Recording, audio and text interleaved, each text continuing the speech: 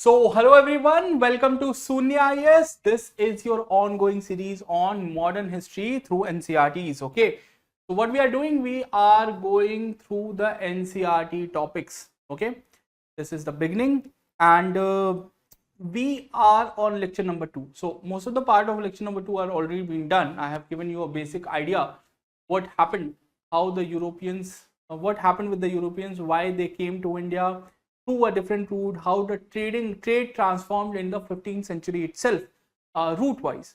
But then how the Europeans started settling in India and what happened after that. We were looking into it each one by one. We have already done the Portuguese and the Dutch. In this lecture, we will be in this session, basically, we will be looking on the English East India companies and whatnot. So let me just give you a basic revision of what we have already done and what we will be focusing in this lecture. So we have already done the understanding of the trade routes. I gave you a basic idea of Constantinople. Okay, I gave you a basic idea that what happened in 1453, how it transformed the world trade wise. Okay, I explained you the importance of Treaty of Tordesillas. I explained you with the words, also explaining what was the role of the Roman Catholic Church, okay, in the Treaty of Tordesillas, and how even all the missionaries who work in India, in South American countries, in Australia and everywhere are in a way outcome of Treaty of Tordesillas only. Okay, so then we also discussed about the Portuguese in Indian subcontinent and the Dutch in the Indian subcontinent. We also discussed few of the PYQs, the previous year questions. Okay, so we have discussed those things. Now English in Indian subcontinent, that's where we are going to start. Okay, these things I don't think I have to give a revising idea again. We have already done this. I have explained you how the ancient route were basically the terrestrial route. Okay, and then the modern route came through the oceanic route. Okay, so those things were done. Then I also explained you in detail that how the whole world was transformed into a transactional trade system in which Europe was at the helm of affair of everything. So the European countries initially led by the Spanish and the Portuguese, and later on led by the English and the French, and to be specific, English. Okay, the Great Britain. Okay, so I explained you what Adam Smith said about it, that how the finding of the route to America and the new trade route to Asia, to be specific India, was the biggest, in a way, biggest thing in humankind has ever done. The recorded events in the Indian from the human history, it was the most important events. Okay, then I explained you about the fall of Constantinople, loss of Constantine II to Ottoman ruler Mehmed II. Then we explained you about the authority of Portuguese Navy in the 16th century in Indian Ocean and Arabian Sea. Okay, I might have not mentioned about the blue water policy. It was implemented or developed. This is not mentioned in your NCERT, but let me just write it for you. The first Portuguese viceroy, his name was Francisco Almeida. Okay, so Almeida came up with blue water policy. Okay, blue water policy.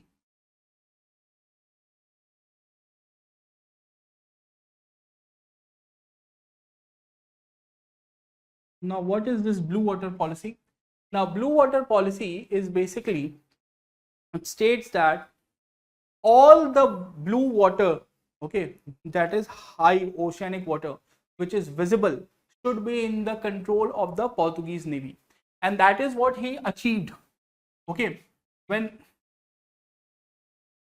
he stationed himself in, you will see that Cochin, he was stationed initially in Cochin only. So through Cochin, when he saw right till here and here, all the region was in control of the Portuguese Navy. Okay, so that was his blue water policy, which was effectively implemented by him between 1509 and 1916. Okay, this is something you have to keep in mind. Okay, now about the Portuguese, I explained you that what they did, how they came, what role they played. Okay, one or two important things I'll just explain, which is again not mentioned. For example, you might have heard about the word Firangi. Okay, usually the Britishers were called as Firangi, but what's the origin of this word? So in 1530s, the Portuguese decided that to give a push to what they have assured to the Pope, that the natives will be converted to Christianity, what they need to do is to marry with the natives, and therefore the then Viceroy of the Portuguese India, he actually pushed the Portuguese men who were living in Daman, Diu and Goa to go out and marry the native women from India. The children of these, okay, cross-cultural weddings, okay, the Portuguese men and Indian women were called as Firangi. Okay, these were children of Portuguese men, PUESE, Portuguese men and Indian women. Okay, these were Firangi. Okay, initial word.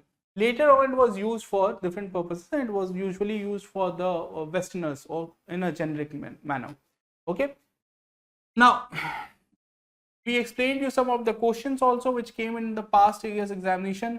Then we looked up the Dutch East India Company and their role, where their factories were, and I again emphasized on the questions, how they were framed and how it is expected of you that you will be able to answer. Now we have to come to the English East India Company. That's the most important, which is going to actually handle the things over the period of time. Now, till now, I have taught you that the mighty powers in the oceans was never the British. The mighty powers in the ocean was the Portuguese and the Spanish. Now, how the hell the Britishers then got the luck and got the chance to win over the world? They were not the supreme naval power ever in the 15th and the 16th century. What happened? So what happened is, in the later part of the 16th century, two incidents happens. First of all, there was a famous character called as Francis Drake. So Francis Drake was an Englishman who took a voyage around the world in 1580. So this at least assured the British people that our shipping technology, our navigational capabilities and our sailors are capable to handling the pressures of high water, that is high seas. Okay, that is done. Now the second thing was English victory on Spanish Armada in 1588. So I told you that Spain was the supreme power west of the line of Tordesillas, and Portuguese were the supreme power east of the line of Tordesillas. So Caribbean region, the Caribbean areas, the Jamaica, the West Indies and all those places, Trinidad and Tobago, those regions, over there, Spanish were the supreme naval power. And in 1588, British forces, British naval forces won a battle, a shipping battle against a Spanish armada. Armada is a group of battleships. Okay. So by this whole sanctity of Spanish supremacy ended. And in one decade after that, because once this happened, people understood that, look, the Britishers, the English, actually not Britishers, but the whole concept of Britain was derived later in 1707. So at this time, English thought that we can also do something on our own.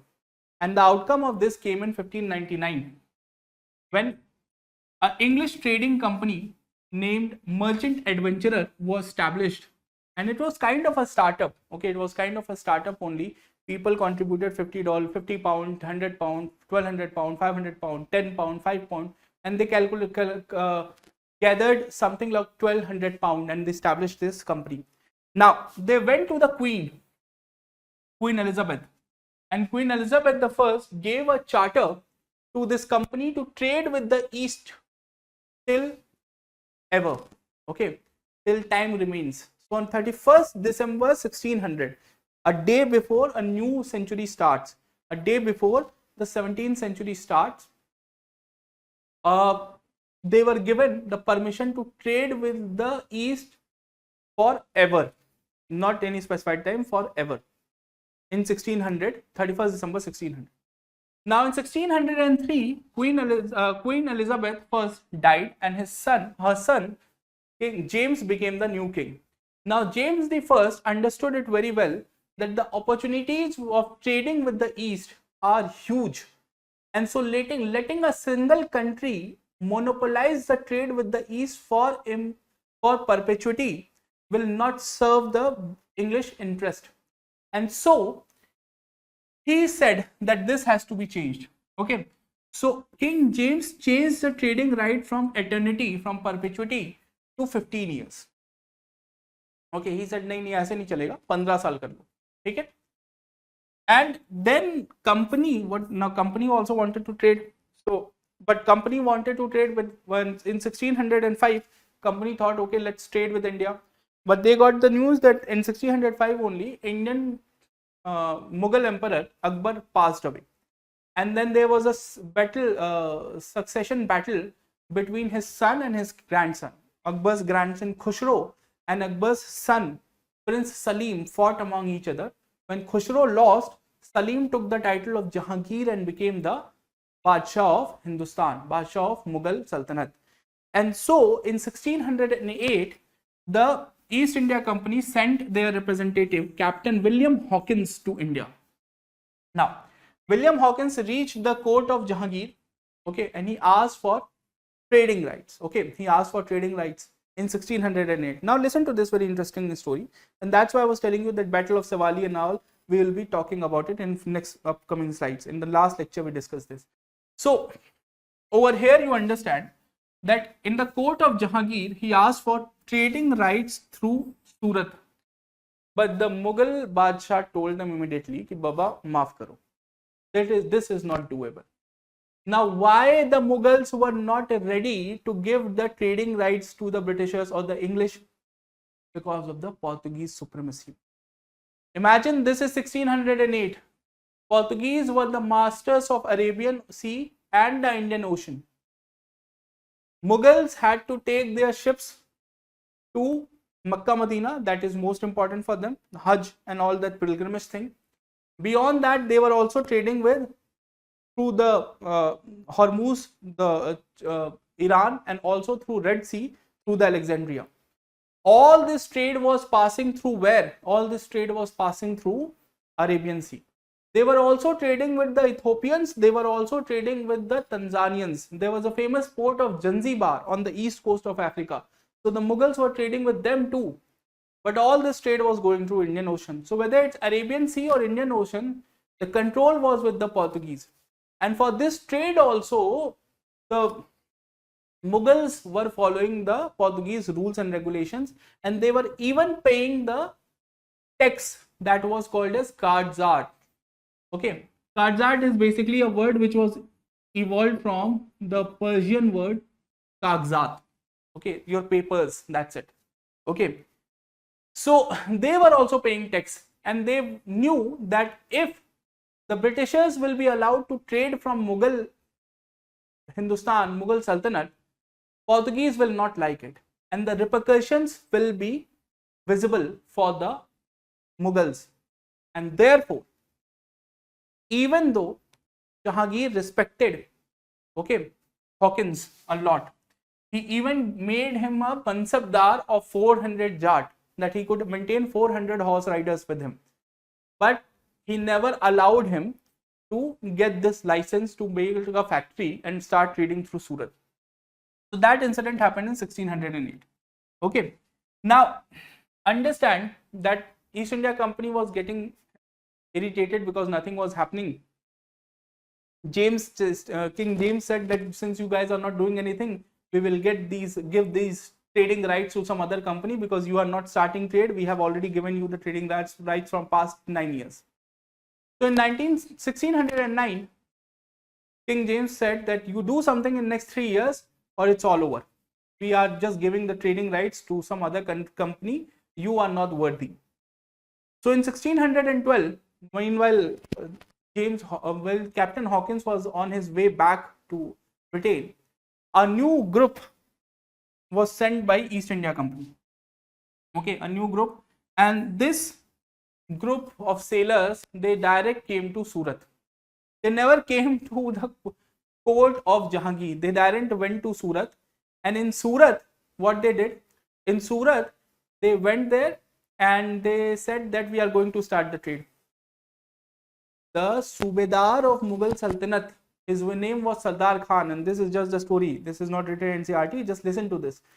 The Sardar Khan, the Subedar of Mughal Surat, he was adamant that no, you don't have permission, and I can't let you trade from here. I can't let you start your factory here. So what happened after this? Understand. If this is the map, okay, this is Surat and this is Goa. Okay, this is Goa. Okay, this is Surat. Daman and Diu is nearby here only. Okay, so what happened? These folks came from here, the British came from here. Okay, here was Mughal Subedar. Okay, he told them not to do anything, but they were like, no, we will trade. We will trade. Okay, now the Mughal Subedar was already fighting. This is what year? This is 1612. This is 1612. So Mughal Subedar was already fighting the Bahmani kingdom. The Bahmani kingdom was already fighting the Mughal Subedar over here. So Mughal Subedar was very busy fighting the Bahmanis. And therefore, he was like, "Ha, fine, jo karna hai karo." But at this very time, you will see that the Portuguese, because Mughal Subedar was just too busy with the Bahmanis, and he was like, "This is a small issue. We'll resolve it like 2 months later. Let them do whatever they are doing in Surat for next 2 months. Let us handle the civil war in nearby Bahmani kingdom, and then we'll come back and we'll kick them out." He thought that. But in those months, the Portuguese got to know that the Britishers are trading. And so they sent a team from Goa, group of ships, to attack Britishers in Surat. And there was a battle properly fought, famously called as Battle of Suwali.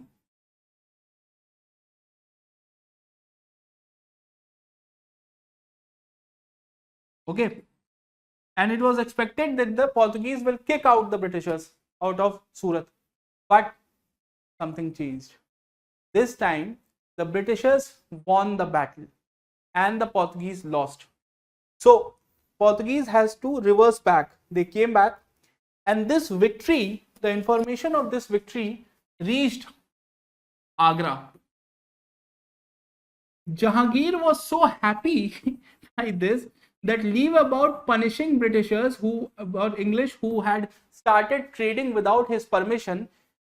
He said, no, this is all what I wanted, because Portuguese were getting too powerful and we don't have any strong name. So he immediately gave the permission to the English that you can start trading from Surat now onwards. If you can handle the security in the seas, then you can start trading. And immediately the English East India Company started trading from Surat. So in 1613, they got this permission, but finally they were able to make their factory in Surat only in 1616. Because building khade karne mein time lagta hai na bhai. So that's making the structure and all took some time, and they were able to make their factory in Surat in 1616. Now understand this thing, that how clever Jahangir was, because at this time he understood that instead of Mughals fighting the Portuguese, what we should do, we should just give permission to more and more European companies. when more and more and more and more European companies will come, they will compete among each other.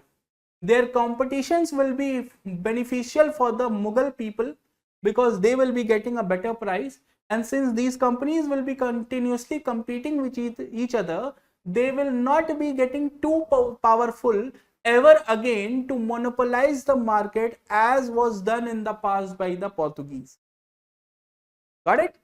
So that was the plan. That was the plan, and Jahangir was actually correct. He was what he was doing. So immediately, if you will see, after this permission, after this whole 1613 incident, there was a spree of allotment of factories for European countries. So immediately after this, the Mughals started giving permission to the Dutch, the Dutch, the British, and later when the French will come, they also came very late, but when they came, immediately they were also given permissions. Karo trade, better.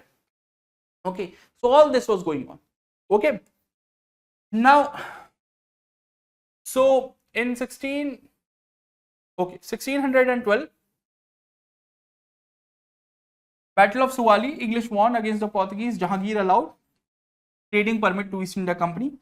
But before this, in 1611 itself, English already got permission to erect a factory at Machilipatnam. Where is Machilipatnam? It is in deep south, okay, present day Tamil Nadu or present day Andhra Pradesh. So what you need to know here, that it was out of Mughal Empire. So if the question comes that the first English factory, where was the first English factory in India? The answer is easy peasy. It's 1611 Machilipatnam. But if the question comes, where was the first English factory in Mughal Empire? The answer is Surat, 1616. Mughal Empire was different from present day India. So that thing you have to keep in mind. Okay.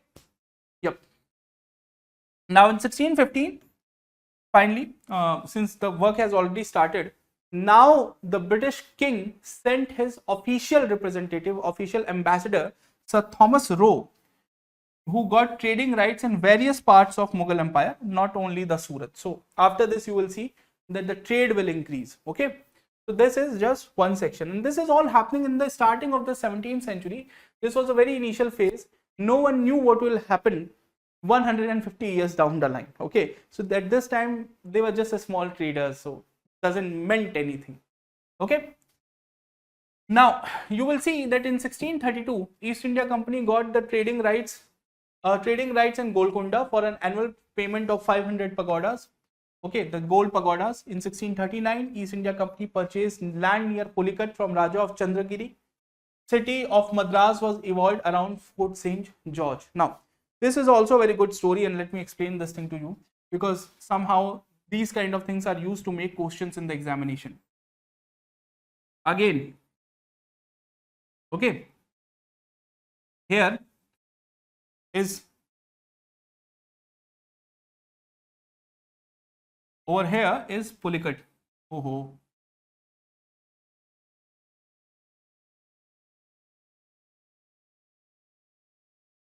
Okay, this is Pulicat Lake ऐसे यहाँ पे. Okay, so I have told you that Dutch already had a factory here.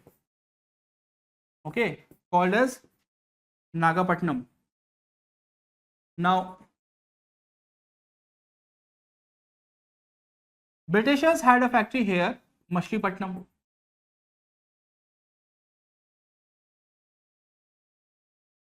Now, the officials British officials sitting here, this is English East India Company. Okay, English East India Company. This is Dutch East India Company. Now, the English officers sitting here understood that, sir, trade from here is coming to us, trade from here is coming to us, it's good, trade from here is coming to us, but trade from all this region is going to the Dutch East India Company, is not coming to us. So if we can open a new factory somewhere close, we can also get some of the trade from this region. You're like, this is great idea, we should make a factory there. So what they did, they sent a team, or actually the team had one person, to find a place here near Nagapatnam only where they can make a factory. Now this guy went there to a village called as Chennai Patnam. Chennai Patnam. And he said that this place is good to make a new factory. There is a proper coastline and all that is there, and we can make a proper dockyard and ships can come there, and so that. So the local ruler over there was the Raja of Chandragiri. So finally in 1639, from Raja of Chandragiri,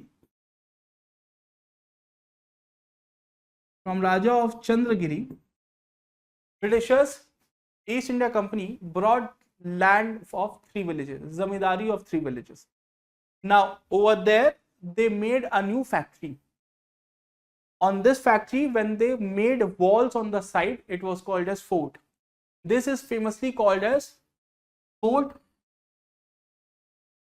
St. George. And the city which evolved around Fort St. George, okay, that is called as Madras. Okay, so it was established in 1639. Fine, got it? So this is the thing I was telling you. In 1639,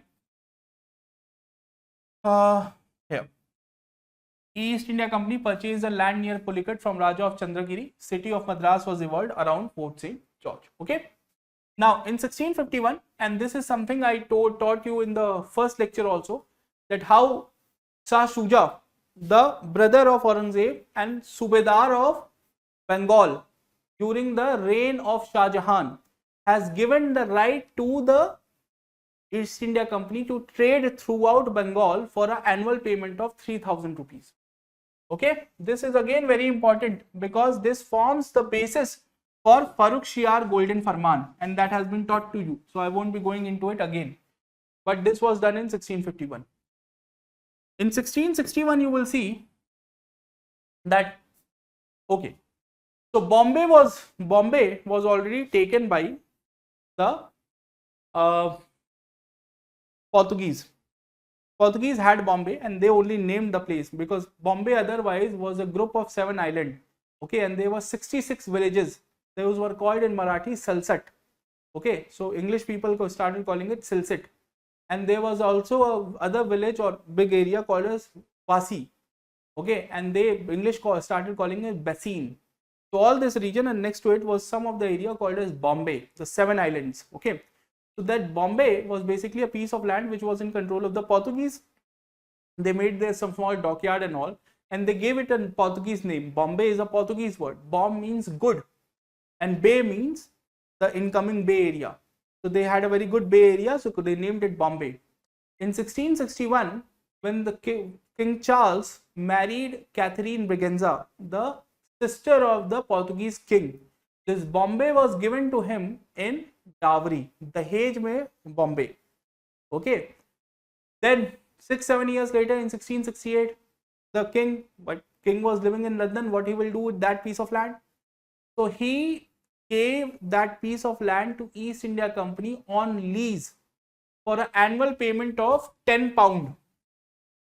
ठीक है, 10 pound सालाना पे उन्होंने पूरी का पूरी जमीन दे दी east India company को.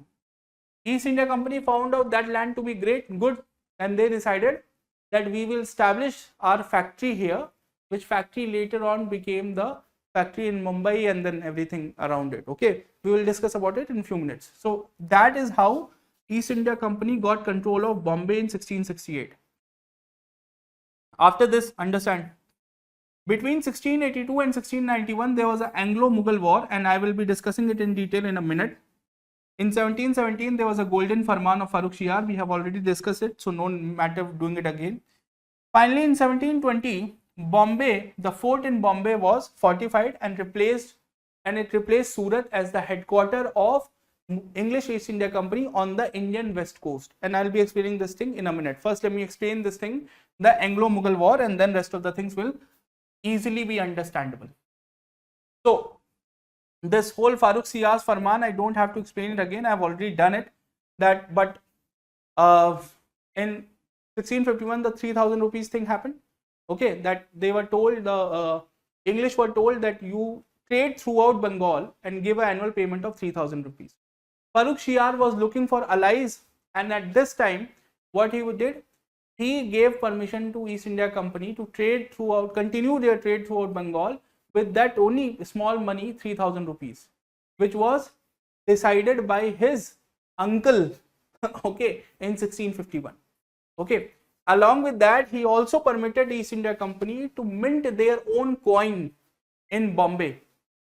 Okay, so that permission was also given.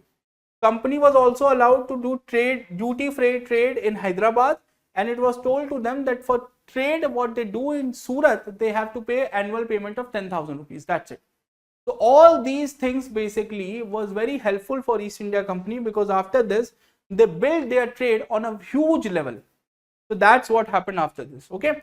So this is the Farrukh Shiar's importance of Farrukh Shiar Farman. This is actually the building in Farrukhabad. Okay, because Farrukhabad, okay, Farrukhabad is in UP. That's a building from where he actually started ruling. Fine. Now let's come to the Anglo-Mughal War. Now people really don't know much about it, but it's there in your NCERT and you need to know this.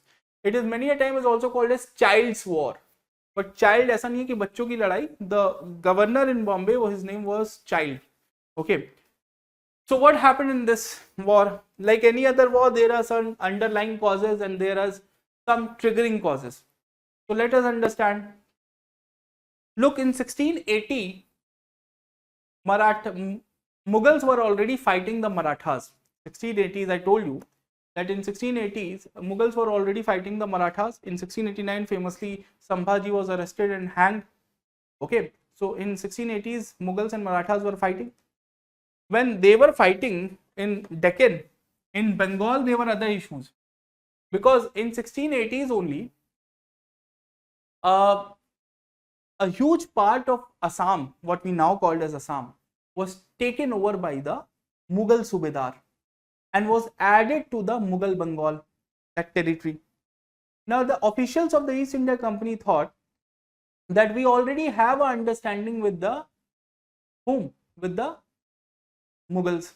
So let me do this thing for you on the screen, that will be much more understandable. Let's suppose,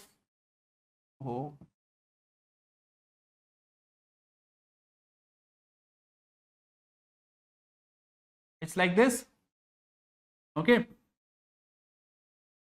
fine. Remove that thing, that's not needed. Fine. So this portion is your Bengal. Now this area was taken over. This is Assam basically, but it was taken over by the Mughal Subedar and was added to Bengal, whose capital at this time was Dhaka. Okay, and Dhaka was called as Shah Jahan Nagar.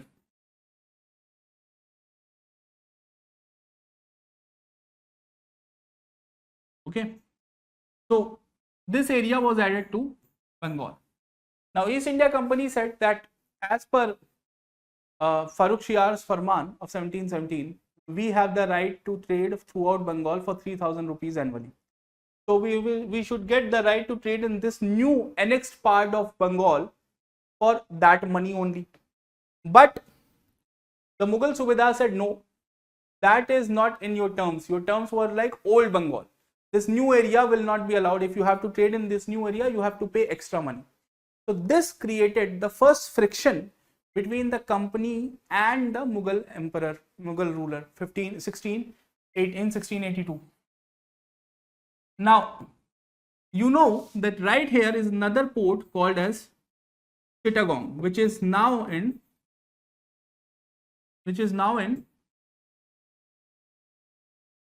Bangladesh. So there is another problem. Somehow Aurangzeb got to know that Britishers are planning to align with the ruler of the Rakhine area, in what we now call as Myanmar, and take over this area of Chittagong. East India Company has assured Rakhine that will officially be added into their territory from the Mughals, and in return, the East India Company will be allowed to trade through Chittagong forever. The moment he got to know about this, he kicked out the Britishers from whole of Bengal. So wherever, whether it was Hooghly or anywhere else, wherever the Britishers were, they were kicked out. Niklo yahan se. We don't want these type of people trading with us. So they were kicked out of Bengal at the single go. Okay. Then, okay. So East India Company conspired with the kingdom of Maruk Yu and tried to seize Chittagong, but that whole thing was failed. Okay. East India Company was upset when the separate trading rates were imposed for Assam. That is explained. Okay. East India Company was also trying in 1682 to get better trading terms just on the lines of Bengal for rest of India, and that aim of theirs was also failed.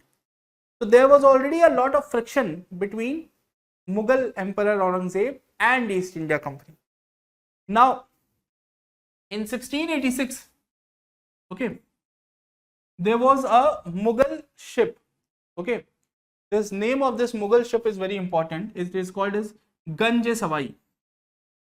Ganj-e-Sawai. Now, this was a Mughal ship owned by sister of Aurangzeb, the royal ship. Okay, and it was taking almost 1500 people to Hajj. It also had a lot of money, and an Englishman, okay, who was a pirate, he looted the ship and went into hiding. Now, Aurangzeb stated that since he was an Englishman, East India Company should have known him. East India Company said that we don't know. He was some random English fellow and we don't know. But Aurangzeb said, no, it's your responsibility. You are the representative of English people in our country. And immediately after this Ganj-e-Sawai action, he sealed all the trading of English East India Company throughout Mughal Empire. And he allowed his forces to besiege the fort of Bombay. Bombay fort, the small factory, was taken over, or it was first seized. The people were almost dying inside it. The people were forced to such an extent that in 1691, the governor of Bombay factory, Child, he came to the court of Aurangzeb. Okay, he did a paibos, that is that he kissed his feet in front of everyone and said sorry. And then they paid 150,000 rupees, that is 1,50,000 rupees from their own pocket immediately for the ruckus they created, along with repaying all the money which was lost in Ganj-e-Sawai action, Ganj-e-Sawai, okay, looting. Fine. Even after that, they were said, okay, fine, Bombay and all, you can restart your factory and all. Bengal factory was still not opened. Bengal factory, they were still not allowed to open back. So in late 1790s, you see that at that time, already the glorious revolution in England has taken place, and the new king, King William, has established himself in London. So he wrote a letter to Aurangzeb and he said that, look, you are fighting a war with Marathas in the west coast. Because of your fight, our trade is suffering a lot. So already our company, our factory, our company had an issue with you. We accept it. We are sorry for it. What happened in 1680s? But in 1690s, because Marathas and you are fighting, our trade in India is suffering. And please help us out, because this is not the way to work. Aurangzeb at this time understood, like, okay, fine, at the end of the day, the king of a country is writing to him. So he said, okay, fine, let's do one thing that is true, because if there is a fight going on between me and someone else, why the third party who just want to trade has to suffer? So he said that, okay, he told immediately his grandson, Azim Shan, who was at that time the governor of Bengal, that sell, not give, sell zamindari of 3 villages to these folks, to these East India Company people. Okay. And so Azim Shan, the then governor of Bengal, the then Subedar of Bengal, sold the zamindari of 3 villages, okay, to East India Company in 1697 for a combined payment of 1200 rupees. Okay. And on these 3 villages, they established a new factory which was called as Fort Williams in honor of King William, whose actions actually made it possible for re-entry of the East India Company in Bengal. Okay, so that's how by 1700 a new factory was established in Calcutta. Okay. Okay, this information I have explained. Aurangzeb retaliated by the seizing all English factories and besieging factory at Bombay, issue to be resolved with the apology from British government and a payment of 1,50,000 rupees by East India Company. Okay, this is another one thing, that in the aftermath of this whole Gange Savai action, Aurangzeb asked East India Company that it will be your responsibility to protect the Mughal ships in high waters. If you won't do it, we won't let you trade in India. Immediately, in the immediate sense, it was a very good option, because now the Mughal navy didn't have to invest too much on their upkeep, so it was good. But in the long run, it was the worst decision ever could have been taken by anyone. The reason was simple, because now the English were the protectors of the Mughals. So in the long run, 50 to 100 years, Mughals were not going to develop their naval forces, and that non-presence of naval forces among the Mughals actually played a very vital role, because while later on in the 18th century, the Europeans were coming to India and opening factories and trading with Indians, Indians were never able to go to Europe, open factory and trade with them. Why? Because we didn't had the capability to trade, to navigate to Europe directly on our own. Why it happened? Because we already were given security by the Europeans or English, and so we never developed, we never even tried to develop. Again, this is important. Okay, so now again the whole thing I just explained you. In 1690, East India Company trade on West Coast suffered because of the crisis in Deccan. William III of England personally wrote to Aurangzeb and he allowed him to trade. Mughal Subedar Azim Shan was instructed to sell zamindari of 3 villages to East India Company, and so 3 villages, Sutnati, Kalikatta and Govindpur, were given for 1200 rupees to East India Company. You see that in the name of Kalikatta only, the Calcutta was there, and that they evolved into Kolkata. Factory established was Fort William, which we now know. Now this is also a map, and you can see this whole region became Kolkata or Calcutta. Okay, fine. So this is just the whole map of Bengal at that time. Okay, this is actually a 18th century map. Okay, this is a map of Bengal of Murshid Quli Khan. So now internal organization of the company is also something which is important and which is there. Okay, so internal organization of the company is needed to be covered in detail, and when we are covering this thing, we need to understand that people think that this is not important, but it's there in NCERT. So let's complete this section. So I've told you that in 1600, company established with a trade monopoly with the East. Later in 1603, the king reduced monopoly only to 15 years, King James. Between 1609 and 1676, understand this thing, company gave a loan of 170,000 pounds, 1,70,000 pounds to the crown. And this was kind of a bribe to let them work, let them do whatever they wanted. In aftermath of the Glorious Revolution, and for those students who don't know the Glorious Revolution, understand this thing, that just like any other monarchy, Britain also had a monarchy till 1688. Okay, the English people even killed their own King Charles, but that worked out nothing, and ultimately the things returned back, and it took glorious revolution of 1688, to which the supremacy of the king was removed and parliament became the supreme body.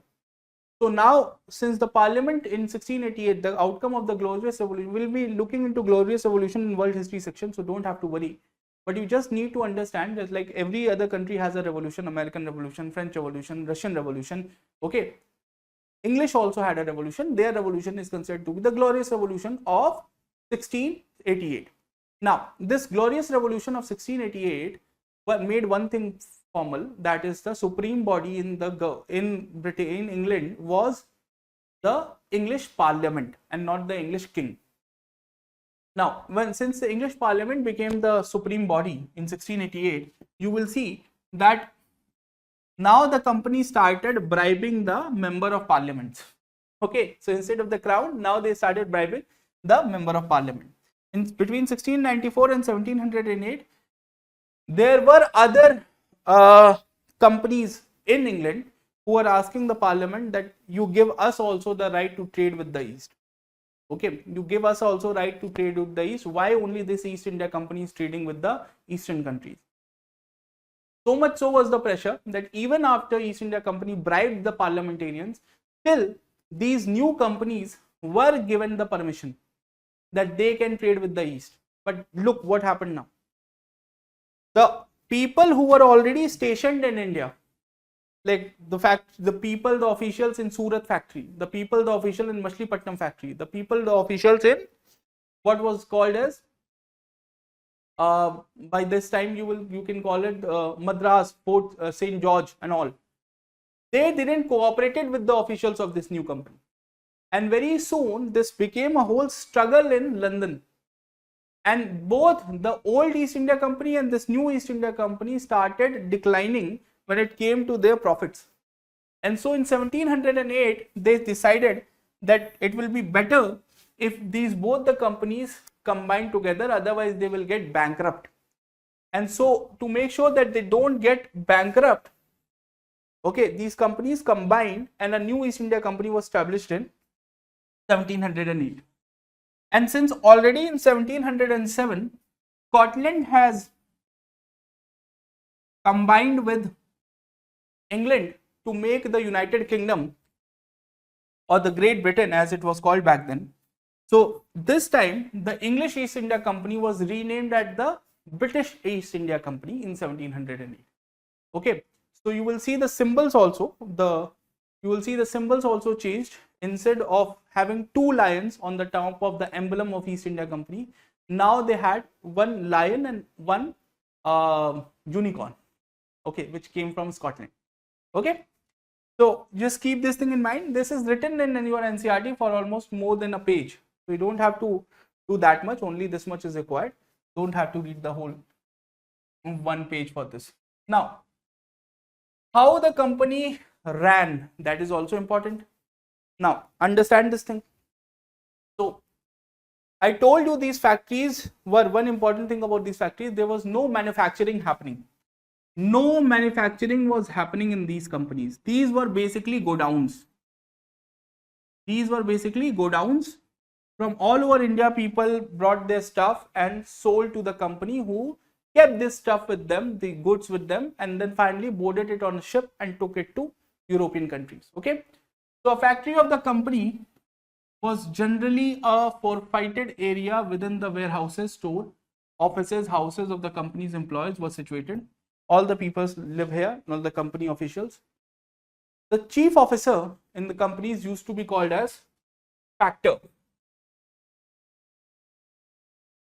The chief officer here was called as a factor. And now the chief officer is called as factor, where he lived was called as a factory. That's it. Okay. This factory, over the period when the size of the factory increased, they now had an officer who was called as a governor, and who was presided over a council which consisted of other members and a deputy governor, and they decided what needs to be done. Although on the trading side, there were three officers. Okay, the writer, the factor, and the merchants. And who are these officers if one has to explain to you? For example, suppose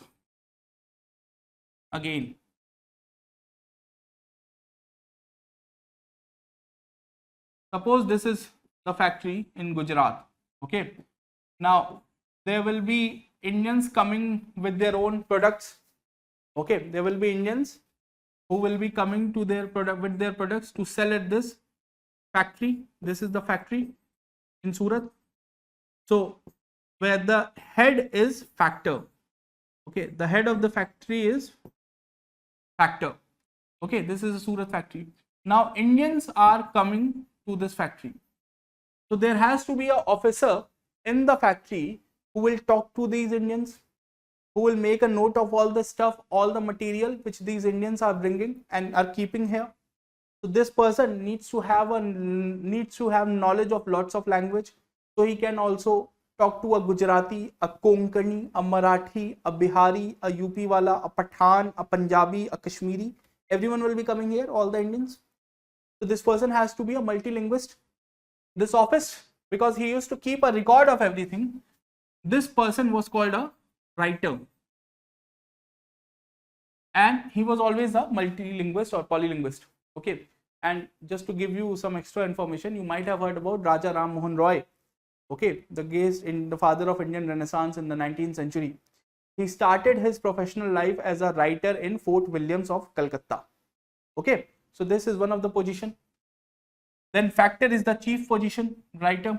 And then there were cases when the British officers used to go into Indian hinterlands, purchase products and bring it back. These British officers who used to go into hinterland India and purchase products from the natives from there were called as merchants.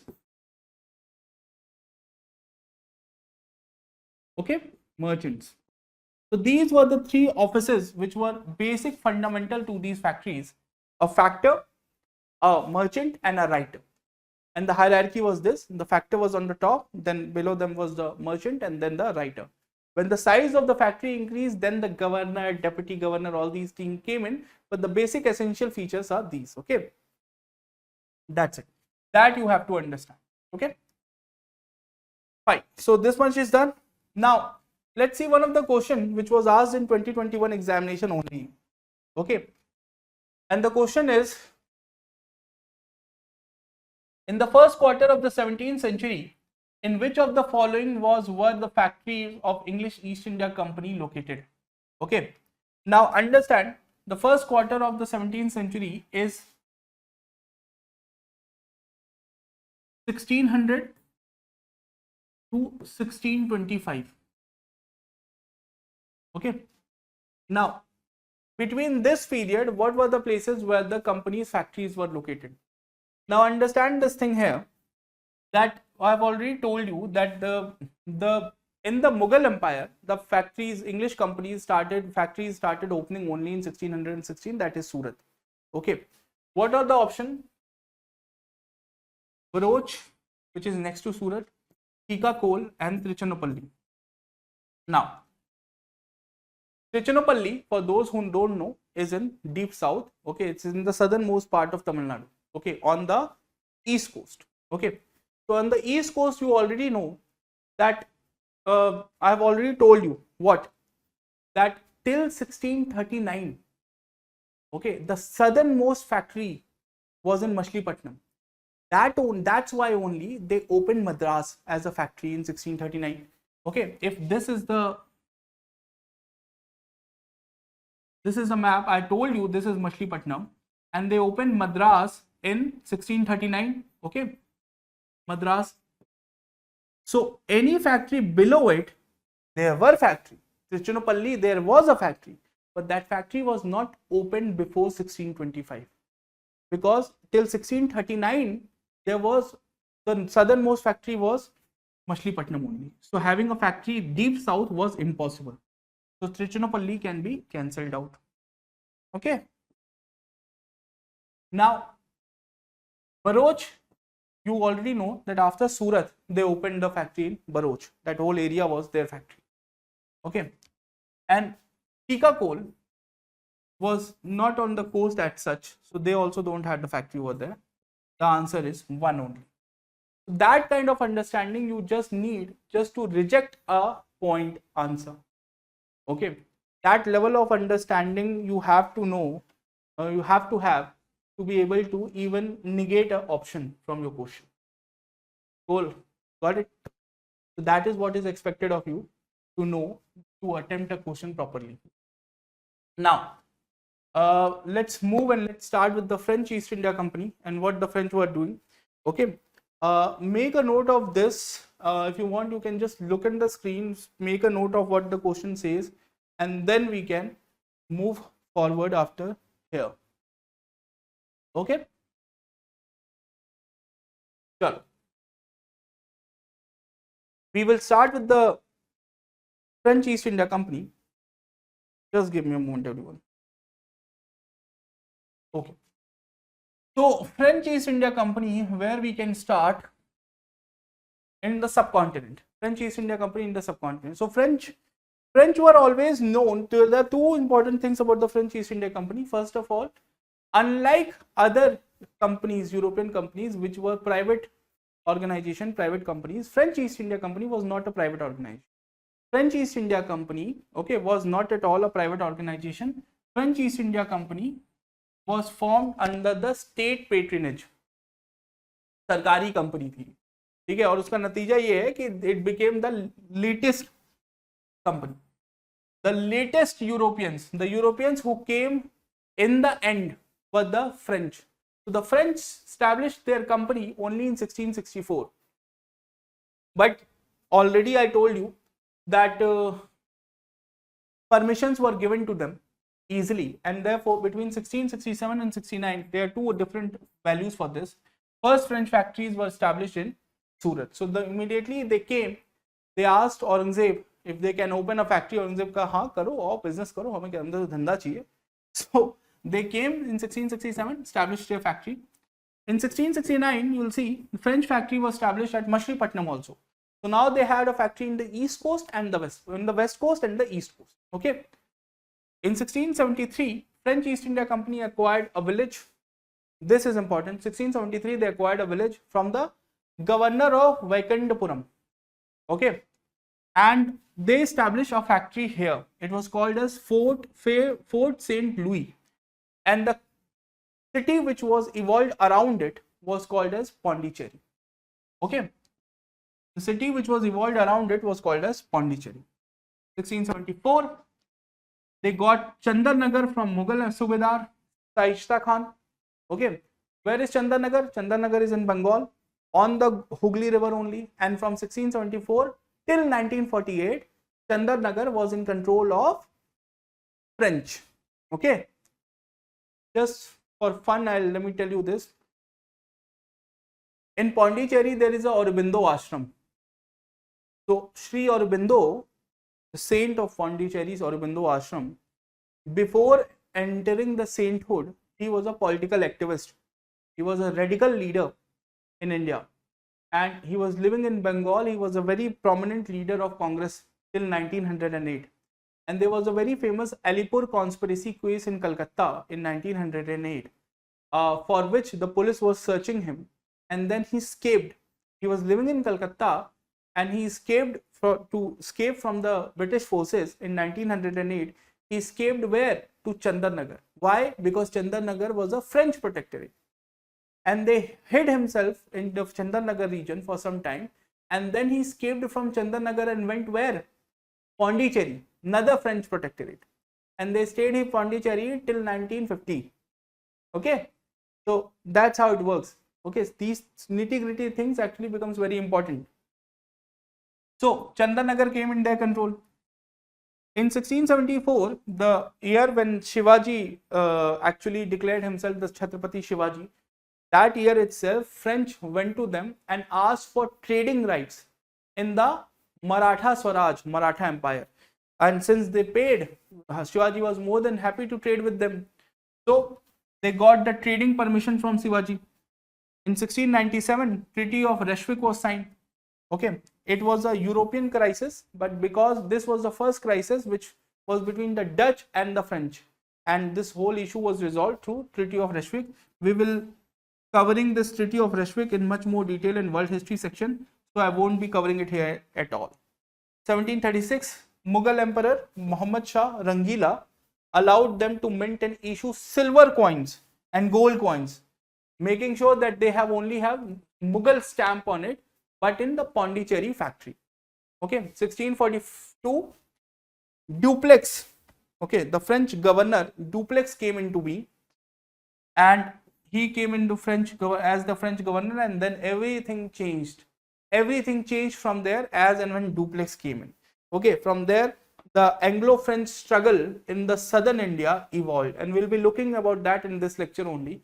Usually that section is something which is I prefer to do it in the chapter number 4 when we are talking about, because in that Anglo-French struggle only we'll be talking about the Carnatic War, the first Carnatic War, the second Carnatic War, the third Carnatic War. But since it's there in NCERT here, so we'll be doing it here itself. About the French company before Duplex, we don't have to know anything beyond this. Always remember, when it comes to the French headquarters in India, it was Pondicherry, okay, which is now called as Puducherry. Now, as I told you that we have to do Anglo-French struggle, which I prefer to do it in lecture number 4, but since NCERT says it has to be done in lecture number 2, so चलें भाई lecture number 2 में करते हैं. So Anglo-French struggle, and we finished off till here that in 1742, Joseph Marquis Dupleix was appointed as the governor of all the French territory in Indian subcontinent. Now, you need to know certain things about Joseph Marquis Dupleix. He was a very aspirational guy, not only aspiring to make his French East India Company big, but he was very aspirational in his own regards. The king back home was Louis XIV, and he wanted to show him that he is capable and he needs promotions. So everything he was doing, everything I will be telling you from here onwards about Dupleix, okay, and everything which happened between 1745 and 1756 or 1763 actually, okay, you should keep in mind that Dupleix was responsible for it in a single go, and all he was doing this for to get into the eyes of the ruler back in Paris, or Versailles I should say. Okay, so just keep that thing in mind, and let's go move and let's start with the Anglo-French struggle. So now you will say that, sir, what is Anglo-French struggle? Anglo-French struggle तो sir आप कुछ Magna carta का बता रहे थे, वो भी था Anglo-French struggle, क्योंकि अंग्रेजों की लड़ाई थी फ्रांस के साथ. So understand this thing, people. The English and the French are fighting each other from past 800 years. Okay, English and the French are fighting each other from past 800 years, and they will continue to fight each other for another 800 years. Even now, okay, if the English are outside the European Union, one of the major reason is their hatred or irritated nature towards the France. Now they have been beaten together so many times, or like they came together. Okay, whether they were fighting, not beaten together means they lost, but they won First and Second World War both in a way. But while doing so, both have faced so much tremendous difficulties that now they don't talk about rivalry towards each other in open, but cultural rivalry even now exists between the English and the French culture. But back in the days, the rivalry was damn serious, that it was violent, and it was visible throughout the world on all the 5 continents. Okay, there are 7. I'm just talking about those where we are living right now. Okay, when Antarctica and Arctic, Antarctica, बाकी जगहों पे भी लोग रहने लगेंगे, we will cover those also. Okay, so let's discuss first what happened in this region. So I hope this map is, everyone can identify this map. This is basically the coastline, the eastern coast of India. Okay, this is the eastern coast of India, and this was basically the Carnatic Sarkar. Okay, this is basically the Carnatic Sarkar. And if you don't want this to do it this way, I'll do it in a different way. Uh, just imagine like this. Okay. Now this region was Carnatic Sarkar, which I told you was formed in 1692 and got its hereditary Subedari in 1732. Okay. The first important ruler here was Sadat Khan, who came to rule in 1710 with the permission of Bahadur Shah first. Just keep this thing what I am telling you. This is Carnatic Sultanate. The capital city is Arcot. यहीं पे ऐसे पिद्दू सा छोटा सा. Okay, there is small. This is your Madras, and over here is Pondicherry. Okay, got it? Understood? Now let's go to the more, and let me discuss this thing also here only. This is your all that Travancore and all. This is your Mysore. This is your Maratha region. Maratha extended in the top also. This region is Hyderabad.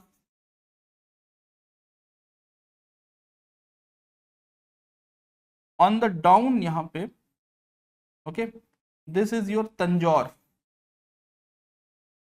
and next to Tanjore is Trichinopoly. I told you about Trichinopoly. You might read. So we'll be discussing about all these places, and therefore these are marked on the map. Have a look on this, and then we will go back to the detailed map, this one. Now identify the same thing in this one, because this is a more serious visible map. If we'll see, this is your Carnatic Sultanate with their capital in Arcot here. Okay.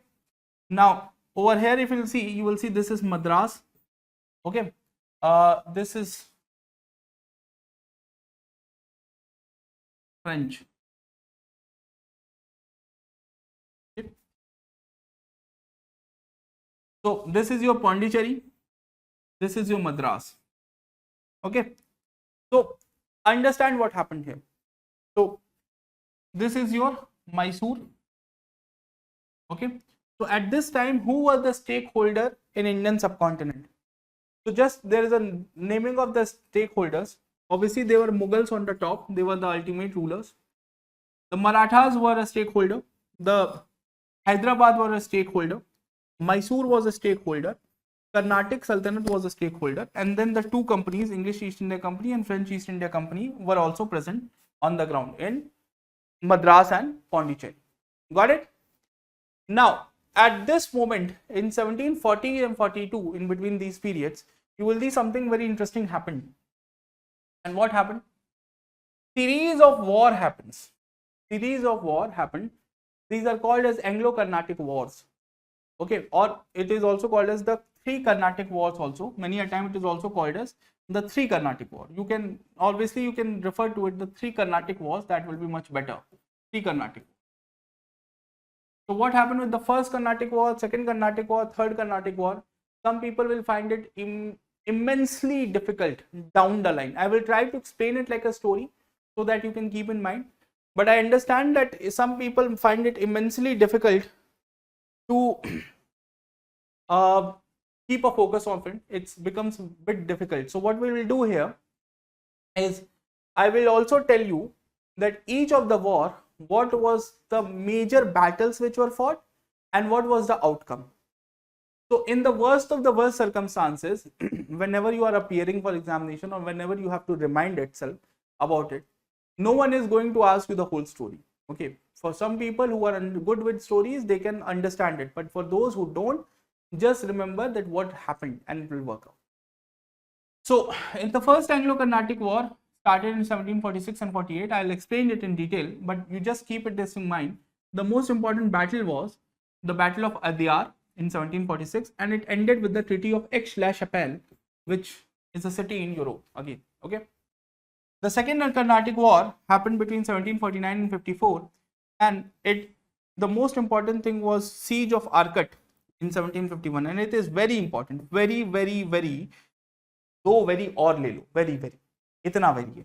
Okay, so it's very important. And Treaty of Pondicherry was signed in 1754. Third Anglo-Carnatic War happened between 1757 and 1763. It was part of the famous 7-year war that was considered to be the first global war, even before the First and the Second World War. So, Battle of Vandewash took place in 1760. This was the only time when British East India Company's armed forces and French East India Company's armed forces actually fought against each other. First and only time. But although it was native forces, both sides. And it ended with the Treaty of Paris in 1763. Okay. So, if you can't remember all the details which I am going to prastut in the next few slides, which I am going to give you in the next few slides, just keep in mind these things in mind, that at least just remember these things. Okay, 3 battles, 2 battles per thing, that is 6 things you have to remember, and that will do. Okay, if you can keep up with the pace with the story, it's good, but if in the worst of the worst cases, this has to be remembered. Okay, now understand what happened. So I told you that Joseph Marcus Dupleix, this guy, okay, he was appointed as the governor of all the French region, French territory in India in 1742. He was adventurous, he was aspiring to get a big promotion or something like that, so something had to happen. Now what happened? Before anything could happen, European companies were trying to expand in the subcontinent. British and French were fighting in the Austrian War of Succession. Now what is this Austrian War of Succession? No need to know, again world history में बताएंगे, but थोड़ा सा बता देते हैं. There was Austrian, you might have heard about, there is a country next to Germany called as Austria. So back in the day, there was no country called as Germany. Okay, there was a place called as Prussia, and there was a place called as Hungary, and there was a place called as Austria. And all these were somehow managed by one single empire called as Austro-Hungarian Empire. And there was a power struggle that who will succeed as the ruler of Austro-Hungarian Empire. The struggle lasted between 1740 and 1748. What happened in the struggle, you don't have to know. All you need to know is there were 2 sides. Both sides were claiming different people as the position for the position of the king or queen of the Austro-Hungarian Empire. One side was supported by the English government and another side was supported by the French government. Now, who were these people? What were the reasons? Why they were fighting? What were their family issues? What the lady wanted? What the guy wanted? No need to understand now. World history. अभी सब बता दूंगा, सब घूम जाएगा. ऐसा हो जाएगा कि सर कर्नाटक बताते बताते कहाँ आप ऑस्ट्रिया पहुंच गए, वियना के बारे में बताने लगे, तो उसमें मत जाओ. Now, the French and the English found themselves on the opposing side in the Austro-Hungarian succession crisis. Now, the people, their officials back in India of East India Company, French and the English East India Company, had to prove to their authorities. होता है ये, ठीक है, घर पे लड़ाई करना है, यहाँ भी करेंगे, ठीक है. So they had to prove their loyalty to their superiors, and so they had to do something. So understand what happened. And at the same time, I just told you that Dutch had a factory. Then you see that Madras was opened to capture on their business, and then Pondicherry was opened below it to capture on their business in the South India. So at this time, both Madras and Pondicherry, British and French, were looking for an opportunity to take over each other business in South Asia, or basically in Southern India. Okay, so these were 2 reasons. Now, Joseph Dupleix appointed as French governor in 1742. In 1746, one English ship one English company, in the English company, East India Company, seized a French trading ship, okay, on the Coromandel coast. They seized a ship. Now, Dupleix had to reply, Dupleix had to do something. So, what Dupleix did? Now, understand this thing. So, this is the map. Okay, Dupleix was in Pondicherry. Okay, they were in Madras. Okay, Dupleix was of the opinion that this whole area, this whole business can be taken over, the whole South India business. Okay, this whole region was in Arcot or Sultan under the Nawab of Arcot, basically Carnatic. So Dupleix asked for help from Governor of Mauritius. Okay, so Governor of Mauritius, which was a French colony again. So Governor of Mauritius brought ships and started covering Madras. So the East India Company ships cannot run away from Madras now because they have already been covered from the front side. Okay. Now, Dupleix now approached the Nawab of Arcot, who was ruling over Carnatic Sultanate, and he told him that, look, sire, what we will do is we will use your territory and we will go to Madras. We will capture the fort St. George and will kick out the Britishers.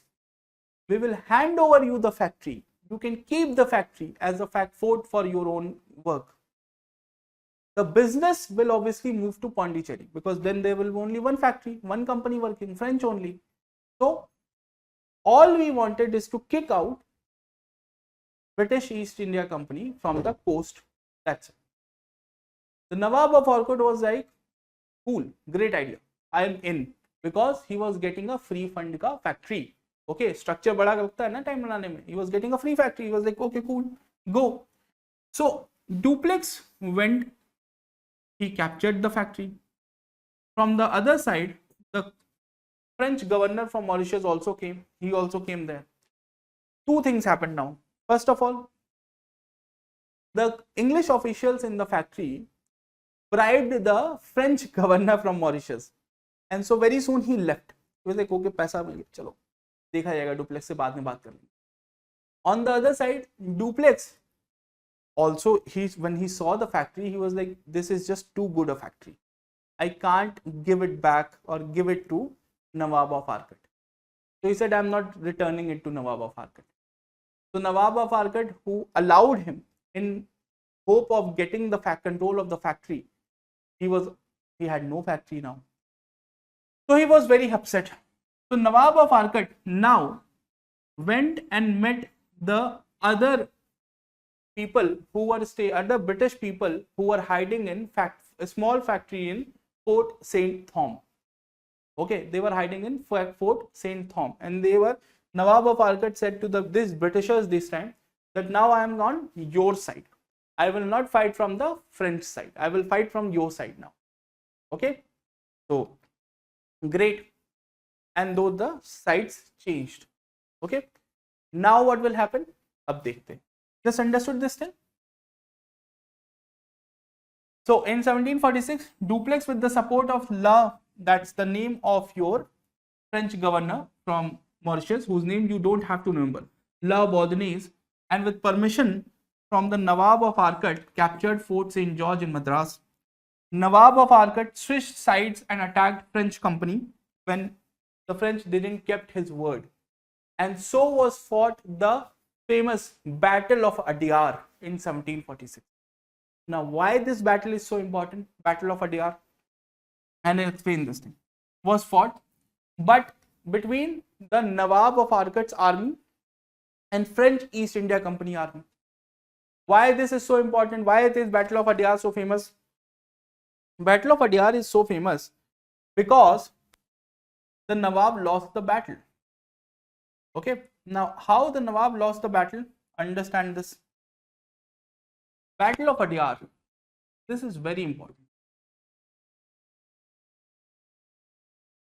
Battle of Adyar, 1746.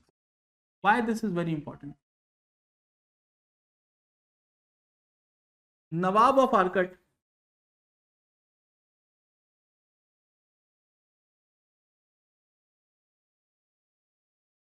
a native ruler, and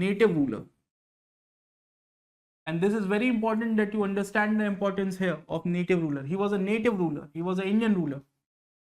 He had a force of 10,000 men.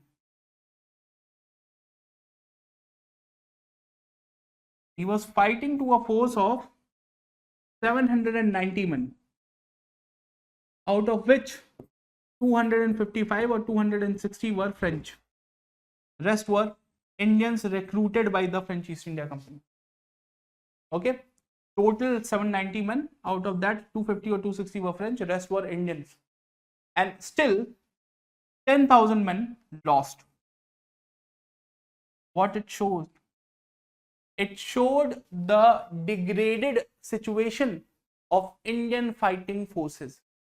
It showed the European powers that these head counts means nothing. Indian native military is not worthy to take a stand in front of the European armed forces. Cool? Got it? That's the most important thing. The Battle of Adyar is not very important that who win, who lost, because Battle of Nawab of Arcot immediately went back to Arcot. Okay, it was not like he died or something. He will die, but later, 1749, 3 years later. So, Battle of Adyar is important because it showed the Europeans that actually these people are not fighting capable. These will lose if we just train our people well. Okay, and that's why it is important. So this battle was fought. Nothing came out of it. Actually, he lost only. So Battle of Adyar. So, and this to and fro went on and on and on. The Fort St. George was still in the control of the duplex only. But in 1748, when a proper understanding, a Treaty of Aix-la-Chapelle was signed, and understanding was reached between the English government and the French government, it was also decided that the factory will be returned to the Britishers, and the whole treaty was something like that. There's a place called as Nova Scotia in Canada, so that was in control of the Britishers, and that was a French territory. So it was decided that the Nova Scotia in Canada will be returned to the French, and in return the French will give back the control of Fort St. George to the Britishers. So that was the understanding reached in 1748, Aix-la-Chapelle, and through it the control of Fort St. George was returned to the English East India Company or British East India Company. Okay, and so the first Anglo-Carnatic War ended. Okay, so that was the whole story.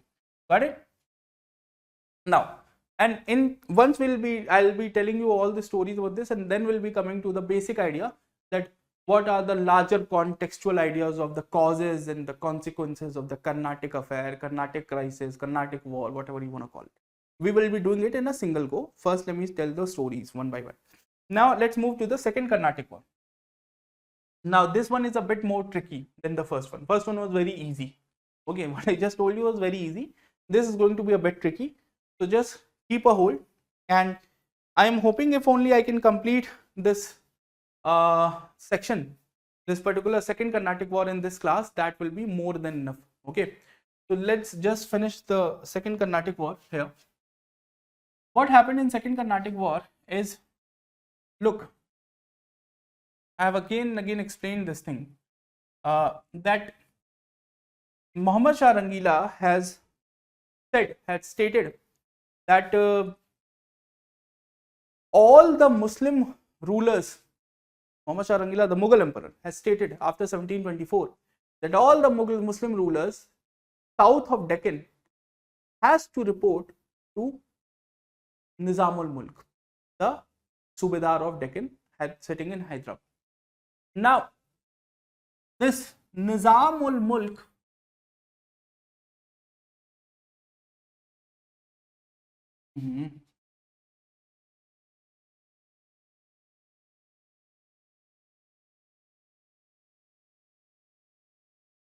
okay, his name actually, this is just a title. His original name was Chinkalij Khan. Okay, so what happened with Nizamul Mulk? Till he ruled between 1724 and 1748, and after a scenario of crisis, which we will be discussing in a minute, he got Anwaruddin Khan. Okay, Anwaruddin Khan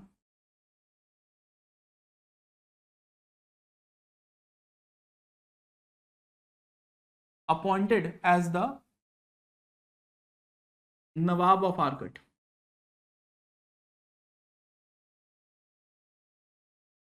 In 1744. And what the crisis was, I will tell you. Okay, just understand this thing, that Anwaruddin Khan was appointed as Nawab of Arcot because he was very close to Nizamul Mulk. Otherwise, Anwaruddin Khan was from UP. कहाँ वो तमिलनाडु में rule करेंगे? But he was made Nawab because he was very close to Nizamul Mulk, and Nizamul was the senior authority who no one challenged. Okay, so he was appointed. The first Carnatic war also happened when Anwaruddin, the Nawab of Arcot who lost in Battle of Adyar, was this Anwaruddin only. Okay. The important thing here you need to know that till Nizamul Mulk was alive, 1741, no crisis, nothing happened, no problem.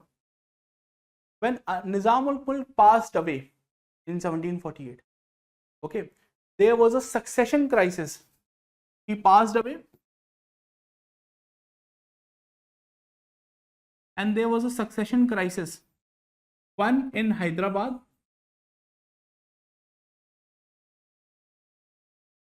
between his son and his grandson, maternal grandson, and his own son.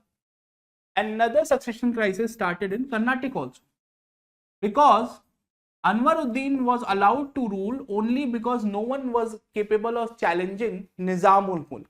But when he passed away, there were candidates, and there is a small misdoing of the Marathas also.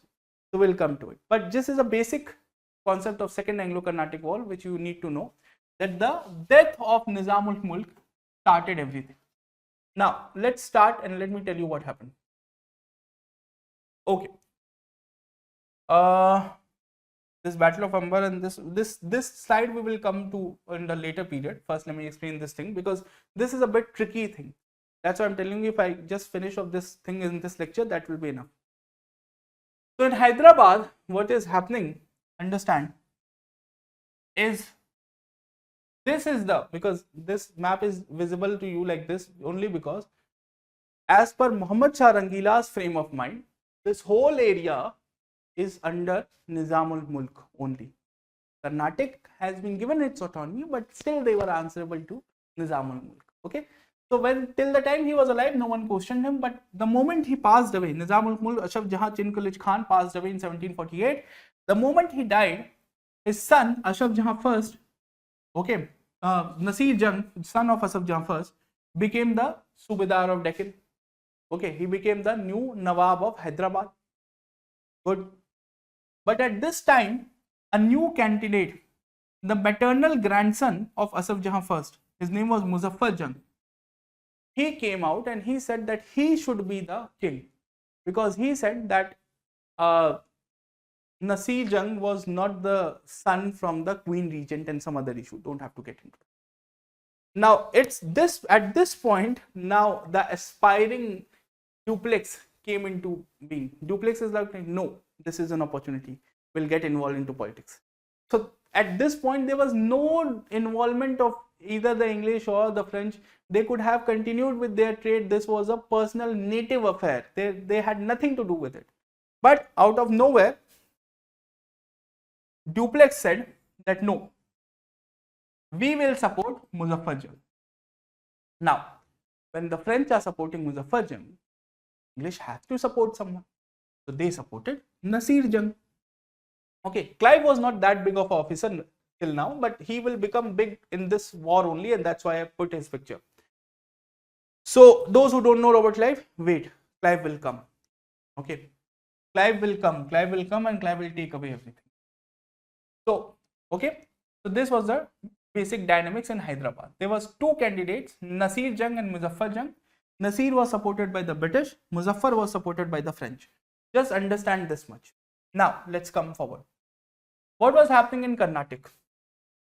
I just told you about this guy, Anwaruddin Khan, who became the Nawab in 1744 from the Kripa of Nizamul Mulk. But now Nizamul Mulk is dead. And when he is dead, everyone is now questioning that we can actually challenge. Now understand the big story. I told you that Karnataka became the hereditary Subedari in 1732 under Dost Ali Khan. Dost Ali Khan was alive till 1740, and since till the time he was alive, there was no issue. And his son was Safdar Ali Khan. So in 1740, when Dost Ali Khan died, his son Safdar Ali was given power. Safdar Ali also died in 1742. When Safdar Ali died in 1742, there was a crisis in the family. And when after 2 years, when the crisis was not resolved yet, then only Nizamul Mulk got involved and got this Sipahi from Awadh, Anwaruddin, appointed as the Subedar. Got it? Achha, this is the one section. Now come to the other section. But this Dost Ali Khan also had a son-in-law. His name was Chand Sahib.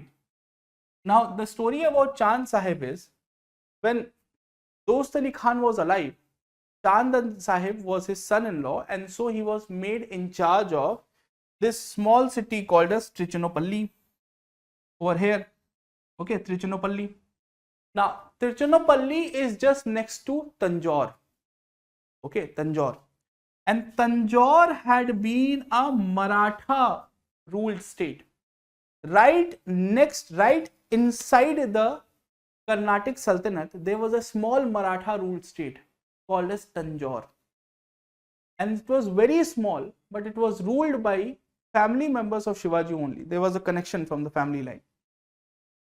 And they were stationed there. Okay. So if you'll go even now to Tanjore, there are Marathi families there. Now understand this thing, that while Chand Sahib was ruling, was in Trichinopoly, he always used to go and raid Tanjore, which was a small area. So the Maratha rulers sitting in Tanjore asked for help from Nagpur. This is a story in 1941. Okay, he asked for help from Nagpur, which is in Maratha Empire. Here, the big Marathas. This guy asked for help from this his senior brother kind of a thing.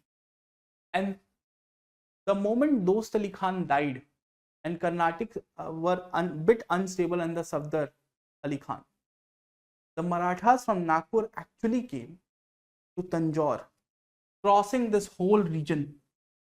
They came and they not only they fought Chand Sahib in Trichinopoly, but they arrested Chand Sahib and took him back to a jail in Satara. Okay, just to show the Carnatic people that what we are capable of. So they took Chand Sahib to Satara and kept him in jail from 1741 onwards. Okay. Now, at this point, in 1748, 7 years later, when Nizamul Mulk was dead, the Maratha released Chand Sahib from jail. So, what was done in 1707 by Bahadur Shah first in Maratha Empire, when he released Sahu, was done by the Marathas in Carnatic Sultanate by releasing Chand Sahib. So Chand Sahib came back and now he said that, look, I am the son-in-law of Dost Ali Khan, and since Dost Ali Khan's son is dead, I should get the seat of Nawab of Arcot. And so he directly challenged the Anwaruddin's claim. Okay, Anwaruddin, who was already facing some problems because he has lost the Battle of Adyar, now was challenged by Chand Sahib. Now in the first Anglo-Carnatic War, I have told you that Anwaruddin by the end was already supported by the British. By the end, initially he was with the Dupleix, but later he changed his side. So he was supported by the British. So at this time, Dupleix went and supported Chand Sahib. So again, in Carnatic also, there are two claimants to the throne, Chand Sahib and Anwaruddin, and Chand Sahib was supported by the French and Anwaruddin was supported by the British. Okay, so the whole concept was clear. There is a succession crisis in Carnatic, there is a succession crisis in Hyderabad. Okay, now once you get this, then understand, now the battles will start. So first important battle is Battle of Amber. Now Battle of Amber took place in 1749, and this is the famous battle in which Anwaruddin died. Anwaruddin directly, he passed away, he died. When Anwaruddin died, his son, whose name was Muhammad Ali, he had to escape. So he escaped and he went to Trichinopoly. Meanwhile, when Anwaruddin died, Chand Sahib came to Arcot, declared himself to be the Nawab. Meanwhile, Anwaruddin's son went to Trichinopoly and hid in the same fort which was once owned by Chand Sahib. Okay. On the other side, in Muzaffar Jung became the Nawab of Hyderabad because in 1750, Nasir Jung also died. Okay. But after this, you will see the important thing is that Nasir Jung also died. Muzaffar Jung became the ruler. Muzaffar Jung became the ruler in Hyderabad, who was supported by the French. And Chand Sahib became the Nawab of Arcot, supported by the French. So it's felt like Dupleix is all going perfect for Dupleix and nothing is going good for Britishers. Good, great, we got till here. Now in 1751, Muzaffar Jung will die. He will actually be killed by another small ruler in the what we now call as Katappa region in Andhra Pradesh. So Muzaffar Jung was killed. So immediately another ruler, another family member was brought in and was made the ruler, the Nawab of Hyderabad, by the French only. But this guy was much more smart and he decided, I don't have to fight either the British or the French. So he started maintaining neutrality. So even though he was appointed by the French, he started maintaining neutrality with the British and the French. So all they are doing was lost in Hyderabad. On the side of Carnatic, something interesting happened. Now here in 1751, by 1751, you see that Muhammad Ali was the son of Anwaruddin, who died in 1749. He is still hiding in Trichinopoly. Now, Chand Sahib understood that, look, till the time the son of Anwaruddin is alive, he is a direct threat to my seat, my authority as the ruler of Carnatic Sultanate. So he took his army from Arcot and went to Trichinopoly, his home city, and seized the fort, making sure that whenever Muhammad Ali will come out, we will kill him. Britishers came to support Muhammad Ali, and how they came to support, this is how Clive got into prominence. So this is the famous siege of Arcot. So what happened? Since now the Nawab of Arcot was Chand Sahib, and Chand Sahib forces were in Trichinopoly trying to catch Muhammad Ali. Clive took the opportunity, gathered some 400 horsemen, went to the city of Arcot, the capital city of Arcot, captured the city. When Chand Sahib got to know about it, he had to rush back. Capital hi chali gayi haath se, so what is there to fight for? So he rushed back to take over his captured capital, but Clive was already there, and Clive was able to fend off Chand Sahib forces. So Chand Sahib forces were outside the fort, but all they tried for almost 10 days, they were not allowed to enter inside their own fort, which was their capital, and they had to run back. when they ran back at this time, the ruler of Tanjore, now this looks poetic, the Maratha ruler of Tanjore got him. He picked Chand Sahib, took him back to Tanjore, chopped his head off. So now Chand Sahib is also dead, and the Nawab in Hyderabad is neutral. So all the gains which French East India Company made were lost, and all the losses of the Britishers were gone, and they were the victors now. Now Muhammad Ali was hiding, can now come out of the Trichinopoly mountain fort, rock fort in Trichinopoly, not mountain fort, and he came back, and then he was enthroned as the Nawab of Carnatic with the help of the Britishers. Okay, and then onwards till 1793 he ruled as the title of Muhammad Ali Walaja. That's the whole story, how it all turned out, how it all panned out. Okay, on the other side,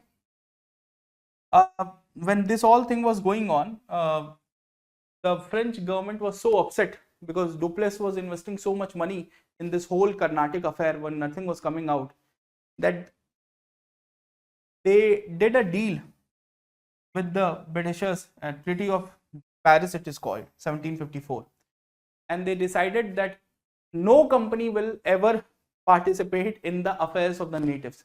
Let the natives fight among each other, die among each other. We are not going to participate in their issues. And this crisis, they thought, has only arisen because Duplessis went forward and supported Muzaffar Jang's claims.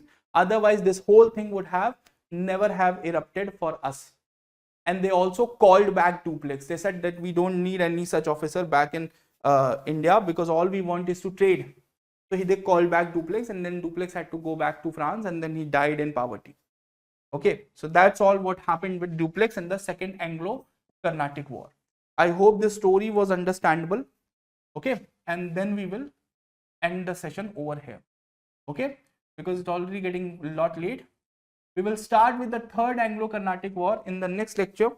Okay, and yeah, we will start with the Third Anglo-Carnatic War in the next lecture, and through that way we will continue. Okay. So that will be all for this lecture. Thanks a lot for attending. Thank you.